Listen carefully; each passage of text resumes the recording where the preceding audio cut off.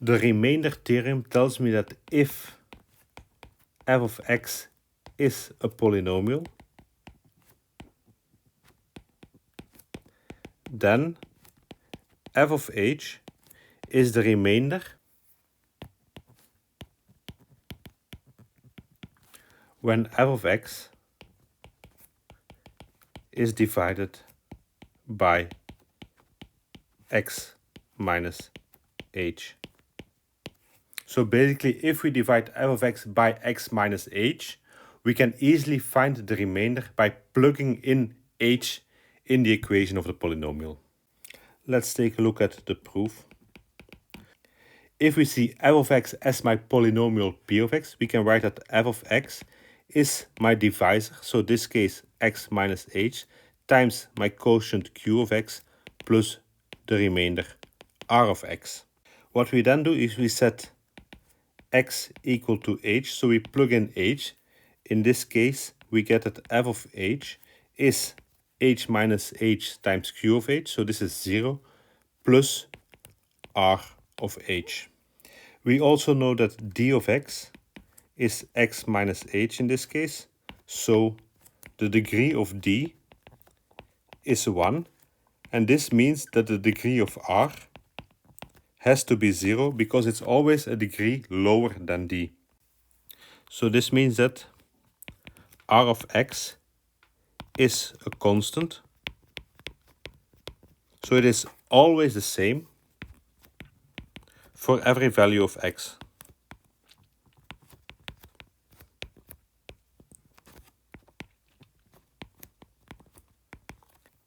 So r of x is a constant. It is the same for every value of x. So r of x is also r of h is f of h. So f of h, this is just a constant because we plug in a value in my function. So my remainder is constantly equal to f of h. As a corollary, we obtain the factor theorem.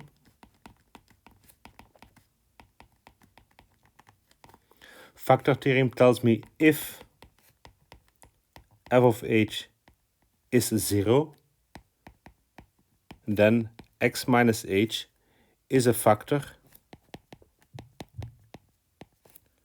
of f of x. Or otherwise put, h, the complex number h, is a root or is a 0 of f of x. So it is one of the values for which f of x becomes 0. Proof is very simple. So this is based on the remainder theorem.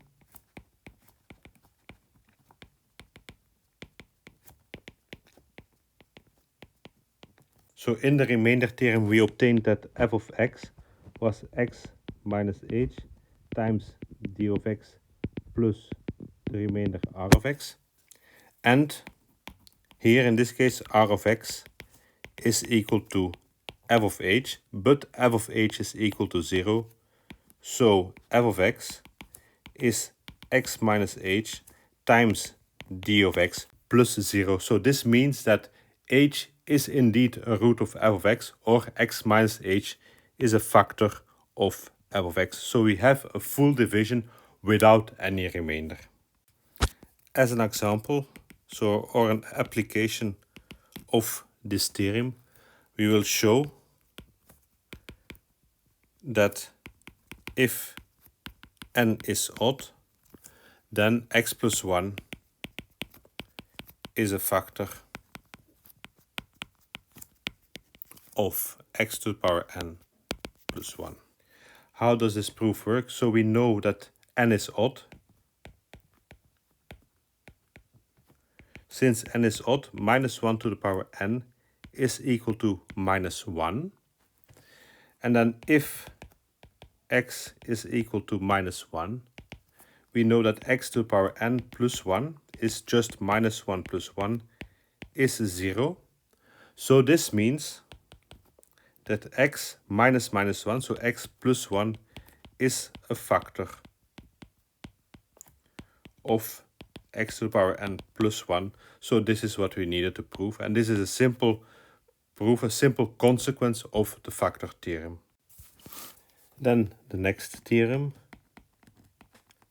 So theorem, suppose that we have that f of alpha 1 is equal to 0, f of alpha 2 is equal to 0, up to f of alpha n equal to 0, and alpha 1 to alpha n are distinct complex numbers.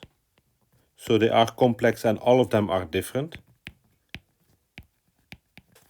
In that case,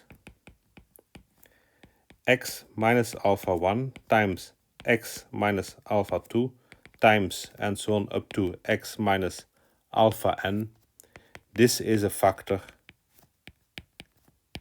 of f of x. The proof of this theorem is very simple. So in this proof what we will do is we will apply the factor theorem.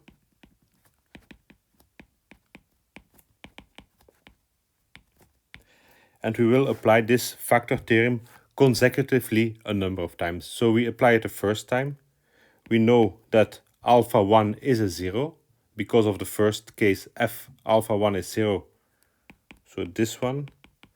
This implies that alpha 1 is a 0, so f of x is x minus alpha 1 times f1 of x. So this is my divisor, f1 of x. Then what we know is that f of alpha 2, this is alpha 2 minus alpha 1 times f1 of alpha 2. And we also know that f of alpha 2 is 0. Furthermore, since alpha 1 is not equal to alpha 2, this means that f1 of alpha 2 has to be 0, and so alpha 2 is also a 0 of the function f1 and not just of the function f. So since alpha 2 is a 0 of the function f1, we can apply the factor theorem again. And so we get that f1 of x is equal to x minus alpha 2 times f2 of x. And then we just repeat the reasoning. So here, continue in the same way. Continue in the same way to show that f2 of alpha 3 is 0. You then know that alpha 3 is a 0 of f2. And you can again make a factorization in the same way. Next theorem. So the next theorem tells me that a polynomial, so a polynomial f of x of degree n cannot have more than n distinct roots.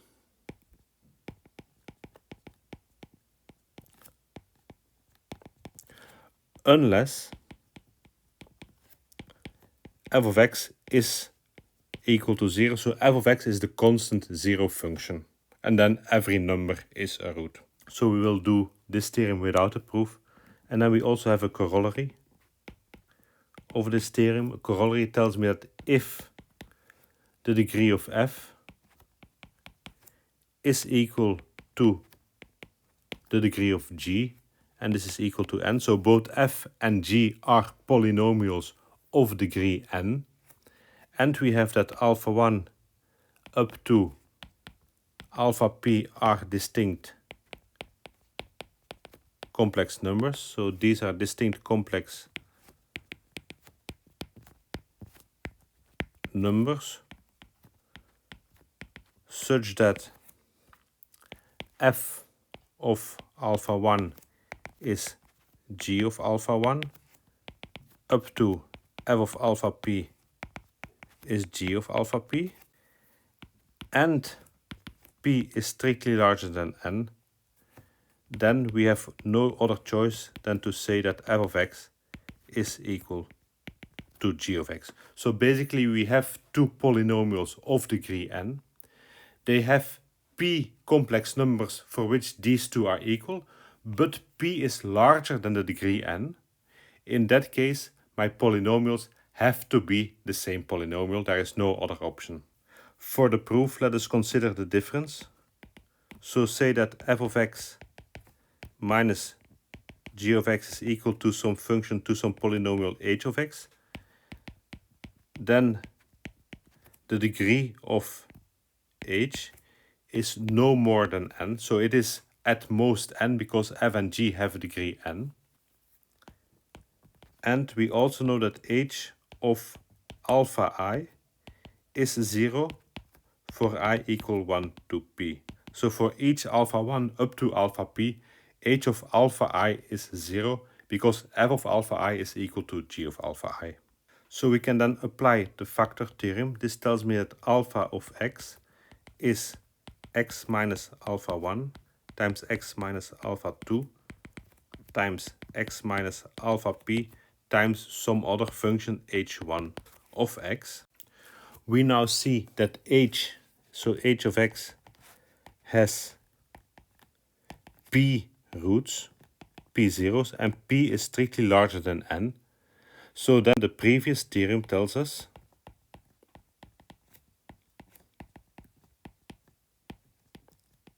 that h of x can only be equal to 0. So h of x has to be constantly 0. And so h of x was f of x minus g of x. So f of x has to be equal to g of x. So if we have more common points, so more points for which f of x is equal to g of x than the degree of the function, then f of x has to be equal to g of x. The fundamental theorem of algebra.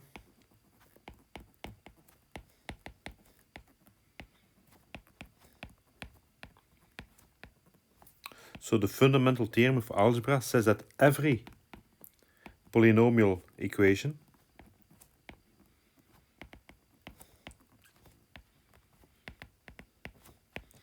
has at least one complex root.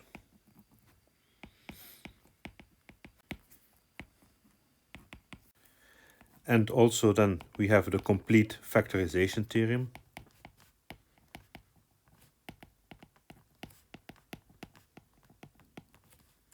So complete factorization theorem tells me that every equation of degree n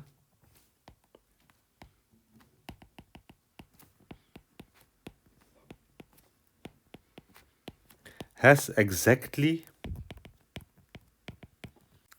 n roots. For this we do not specify the roots, so they can be either real roots or complex roots. But there are exactly n in total. For the proof, so for the proof of the complete factorization theorem, we rely on the fundamental theorem and on the factor theorem. So first we start by the fundamental theorem.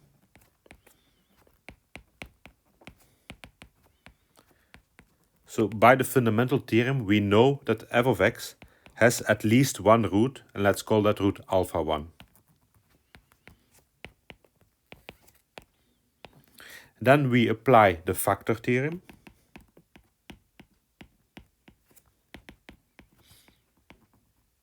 So since we have a root alpha 1, the factor theorem tells me that f of x can be written as x minus alpha 1 times a new polynomial f1 of x. And here we know that the degree of f1 is 1 lower than the degree of f. So here the degree of f1 is n minus 1. And f1 of x is not equal to 0. Then we repeat the same reasoning.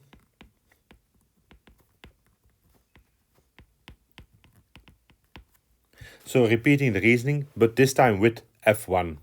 f1 is a polynomial of degree n minus 1. So f1 has some root, alpha 2. This is because of the fundamental theorem. And then the factor theorem tells me that f1 of x is x minus alpha 2 times another polynomial f2 of x. And the degree of f2 is the degree of f1 minus 1, so it will be n minus 2. And again, f2 of x is not equal to 0. We then keep repeating this until we are at the final one. So until we have an fn minus 1 of x is x minus alpha n times fn of x. If we then look at the degree of fn of x, so the degree here, we see for f1 it was n minus 1, f2 it was n minus 2, so for fn it will be n minus n, so it will be 0, it is just a constant. So fn of x is a constant, and let's say this constant is just a. Since it is a constant, we cannot find any more roots, and so in the end what we find is that f of x was x minus alpha 1 times f1 of x, but f1 of x was x minus alpha 2 times f2 of x, f2 of x was x minus alpha 3 times f3 of x, and so on until times fn minus 1 of x, which is x minus alpha n times a constant a. So we see that there are exactly n roots, alpha 1 up to alpha n, and this concludes our proof. Let us now define multiplicity. So multiplicity of a root.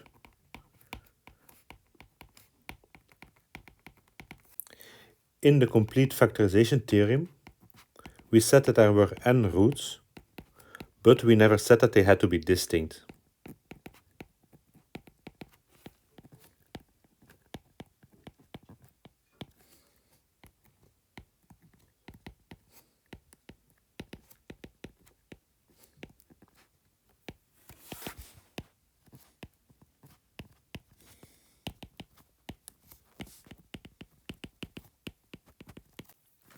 This thus means that the factor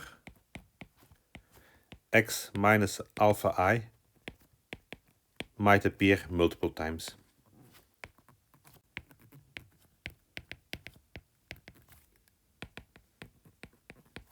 Let's say that this appears k times, then alpha I is a root with multiplicity k.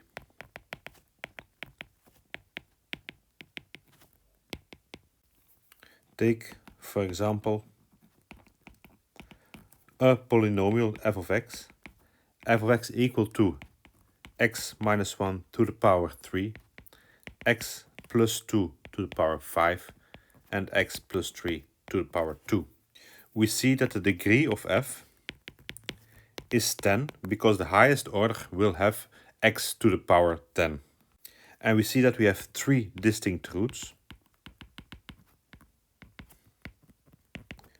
So roots x equal to 1, x equal to minus 2, and x equal to minus 3.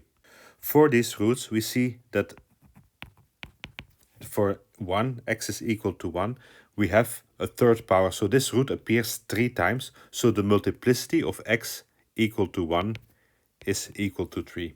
For x is minus 2, here the multiplicity is 5 because this root appears 5 times in my factorization. And x minus 3, the multiplicity here is 2 because the root appears twice in the factorization. Furthermore, remark that if we add all the multiplicities, this is equal to 10. So the total multiplicity gives you the total number of roots, 10, which is equal to the degree of the polynomial because of the theorems that we saw before. Let's now assume that we have alpha, beta, and gamma are the roots of x to the power 3 minus x minus 1 equal to 0. So we know that for this equation we have 3 roots, alpha, beta, and gamma, but we don't know the values of these roots. What is then the equation? So find the equation that has roots 1 plus alpha divided by 1 minus alpha, 1 plus beta divided by 1 minus beta, and 1 plus gamma divided by 1 minus gamma. So basically you know that x equal to alpha, x equal to beta, and x equal to gamma are roots of the equation x to the power 3 minus x minus 1 equal to 0. And you want to find an equation fy equal to 0 such that y is equal to 1 plus alpha over 1 minus alpha, y is 1 plus beta over 1 minus beta, and y is 1 plus gamma over 1 minus gamma are roots of that equation. When we look at the expression of the roots, you see that y is 1 plus alpha over 1 minus alpha, 1 plus beta over 1 minus beta, and so on. So y is actually 1 plus x divided by 1 minus x. So we have an expression that relates y to x. We then want to reform this into an expression x in function of y. So this is y times 1 minus x equal to 1 plus x. So y minus yx is 1 plus x. Y minus 1 is x plus yx, or x is y minus 1 divided by y plus 1. So we now found x in function of y. We then have the equation. The equation was x to the power 3 minus x minus 1 equal to 0. And then you just replace x by the new expression. So this is y minus 1 over y plus 1 to the power 3 minus y minus 1 over y plus 1 minus 1 is equal to 0. And this gives me an expression, this gives me an equation in y such that the roots are the new roots. If you then work this out, so there's a number of calculations in between, you get the equation that y to the power 3 plus 7y squared minus y plus 1 is equal to 0. And then because of the calculations or the replacements that we did, so we said that y is 1 plus x over 1 minus x, we made sure that this equation has indeed roots 1 plus alpha over 1 minus alpha, 1 plus beta over 1 minus beta, and 1 plus gamma over 1 minus gamma. So what you do is you write down y in function of x, you transform this to x in function of y, you plug it into the equation of x, and then you find an equation in function of y. Then there's one for you to try at home. So let's say that we have alpha, beta, and gamma are the roots of the equation 2x to the power 3 plus 3x to the power 2 minus x minus 1 equal to 0. Find then an equation with roots equal to 2 alpha plus 3, 2 beta plus 3, and 2 gamma plus 3. So try this yourself, so try to solve it yourself before looking at the answer. So what we see here is that y is 2 alpha plus 3, 2 beta plus 3, 2 gamma plus 3. So for the roots we have that y is 2 times x plus 3. So this is step 1. In step 2 what you do is you transform this equation, so y in function of x, to an equation x in function of y. So you get that x is equal to y minus 3 divided by 2. And then in the third step you take the equation of x, so 2x to the power 3 plus 3x to the power 2 minus x minus 1 equal to 0. And you replace x by its expression in function of y. So here you get 2 times y minus 3 over 2 to the power 3 plus 3 times y minus 3 over 2 to the power 2 minus y minus 3 divided by 2 minus 1 equal to 0. Then you perform some calculations. So you work this out until you find an equation in y.